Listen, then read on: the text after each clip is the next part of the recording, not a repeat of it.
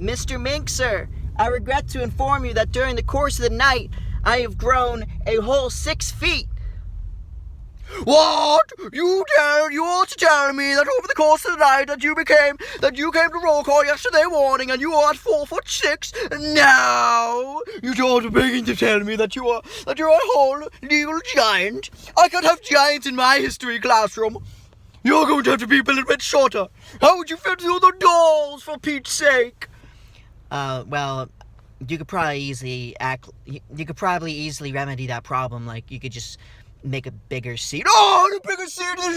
This little boy who came in here at 4'6" is telling me what to do. Simply just because you've gained a little bit of height, my little boy does not give you the authority to make commands on me. What do you suppose we ought to do with you? I can't have giants in my classroom. I can't have legal Paul Bunyans in my classroom.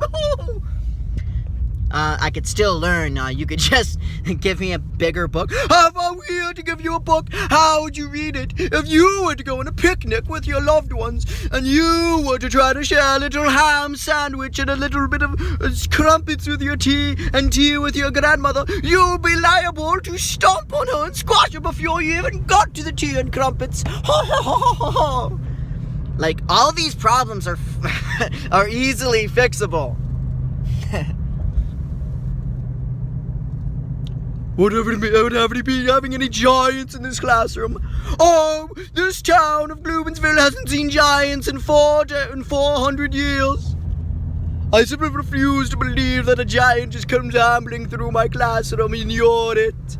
But you can clearly see that I'm like 8 feet tall. I suppose you're to tell me that you've outgrown your clothes as well, too.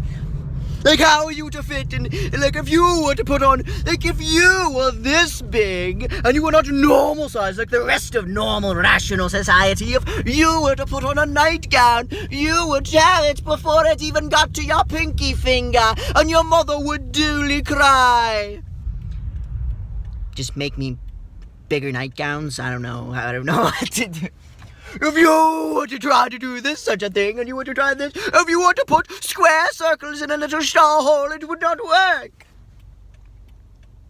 Look at all our portions. Our portions are small, and this is the way the rest of the world does it. This is the modus operandi of the rest of the world. Look how big your portions have to be. It's like feeding an ox. We can't have this type of trouble going on every day. The people, the townsfolk won't love it. They certainly won't love the sight of a giant walking through their lands. And nonetheless, one that was only 11 years of age, who yesterday was reporting to sixth grade history. You have even graduated, and the average height of the boys at my school is less than 5 foot. You're going to be showing up with 13 feet.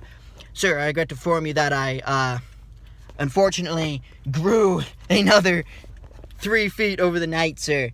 I cannot inhabit my house anymore, and the townsfolk are now constructing a large dwelling area for my convenience.